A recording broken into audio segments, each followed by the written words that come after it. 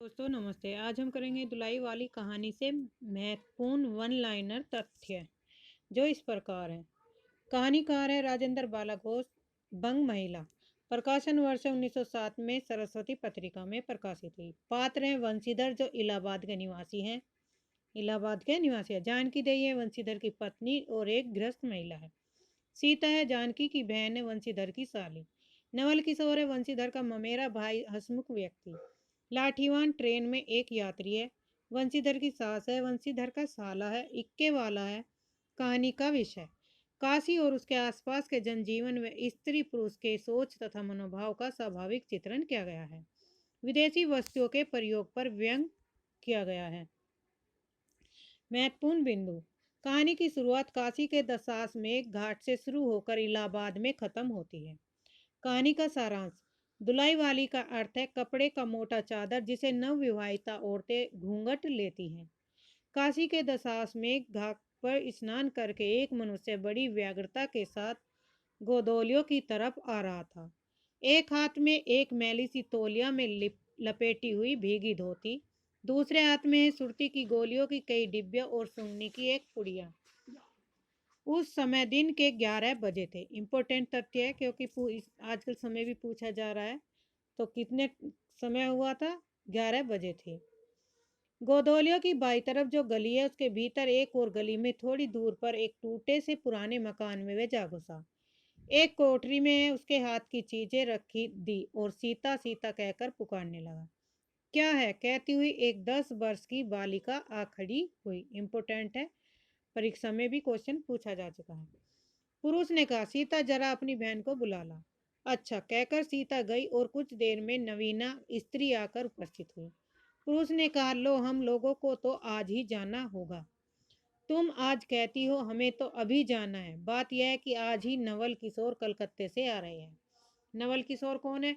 ये इसका मित्र है लेखक का। आगरे से अपनी नई बहू को साथ भी ला रहे हैं।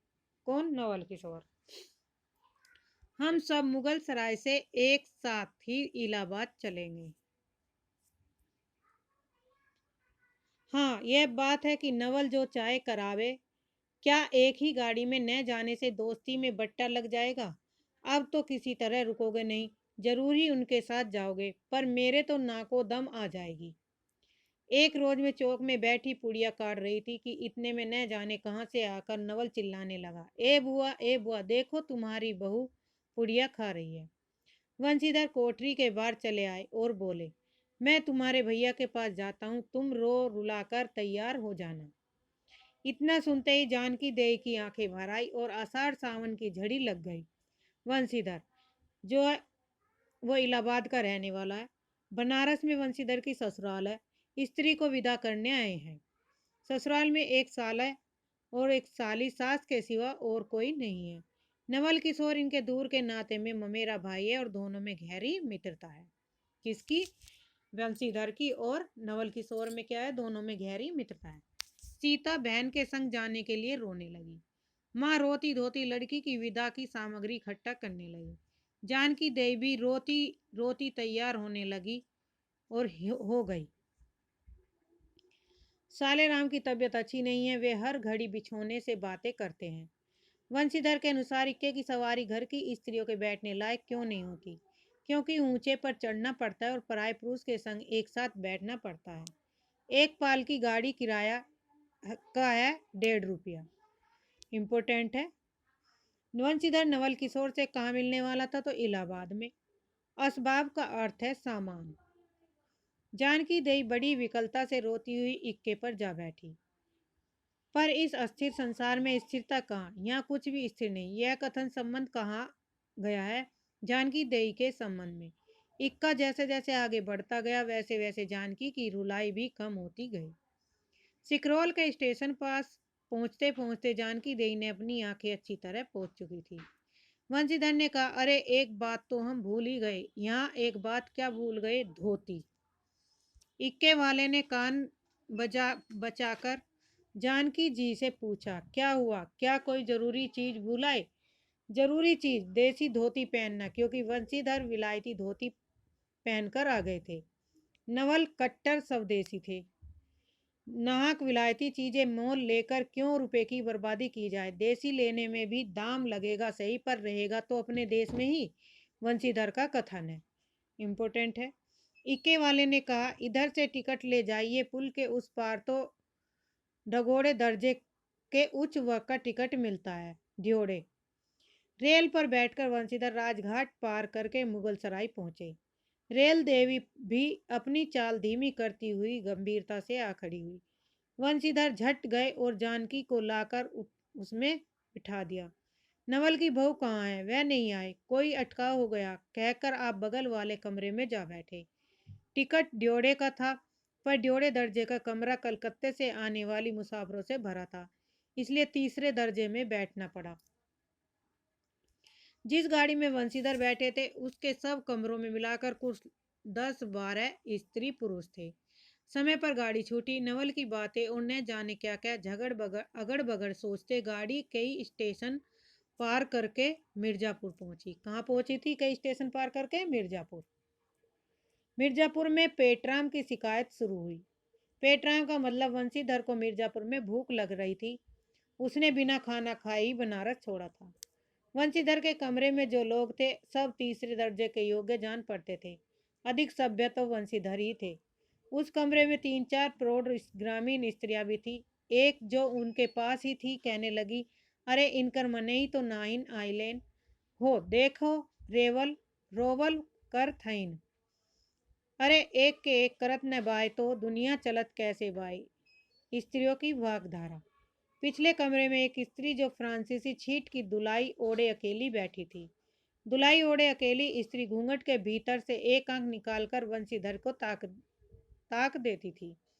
गाड़ी इलाहाबाद के पास पहुंचने को हुई तो वंशीधर उस स्त्री को धीरज दिलाकर आकाश पाताल सोचने लगा। यदि तार में कोई खबर न आई होगी तो दूसरी गाड़ी तक स्टेशन पर ही ठहरना पड़ेगा, और जो उससे भी कोई न आया तो क्या करूंगा। जो हो, गाड़ी नैनी से छूट गई। अशिक्षिता स्त्रियों ने फिर मुंह खोला। क्या भैया, जो कहूँ बिना टिकस के आवत होए तो ओकर का सजाए होला। किसी आदमी ने तो यहाँ तक दौड़ मारी कि रात को वंशीधर अशिक्षिता स्त्रियों के जेवर छीनकर रफू चक्कर हो जाएंगे। उस गाड़ी में एक लाठी वाला भी था। उसने खुल्लम खुल्ला कहा, का बाबूजी कुछ हमरो साझा। इसकी बात पर वंशीधर क्रोध से लाल हो गए।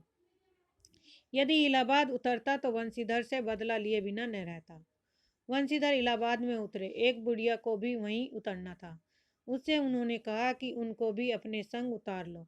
फिर उस बुढ़िया को उस स्त्री के पास बिठाकर आप जानकी को उतारने गए। वंशीधर इलाहाबाद में उतरे। एक बुढ़िया को भी वहीं उतरना था। उससे उन्होंने कहा कि उनको भी अपने संग उतार लो। फिर उस बुढ़िया को उस स्त्री के पास बिठाकर आप जानकी को उतारने गए। जानकी को उस भद्र महिला को एक ठिकाने बिठाकर आप स्टेशन मास्टर के पास गए। वंशीधर के जाते ही बुढ़िया, जिसे उन्होंने रखवाली के लिए रख छोड़ा था, किसी बहाने से भाग गई थी। नेक्स्ट है, टिकट का बखेड़ा होगा क्योंकि वह स्त्री बिना टिकट के है। इतने में अपने सामने उस दुलाई वाली को आते देखा। तू ही उन स्त्रियों को कहीं ले गई थी। इतना कहना था कि दुलाई से मुंह खोलकर नवल किसार खिलखिला उठे। वे लोग तो पालकी गाड़ी में बैठी हैं, तुम भी चलो। नहीं, मैं सब हाल सुन लूंगा तब चलूंगा।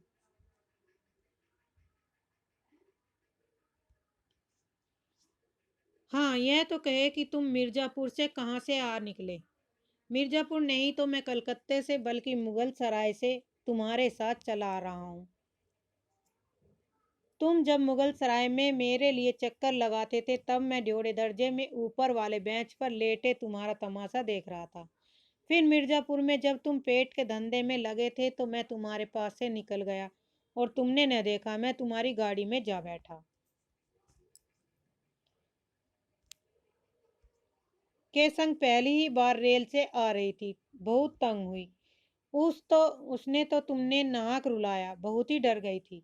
जानकी कह रही थी कि अरे तुम क्या जानो, इन लोगों की हंसी ऐसी ही होती है।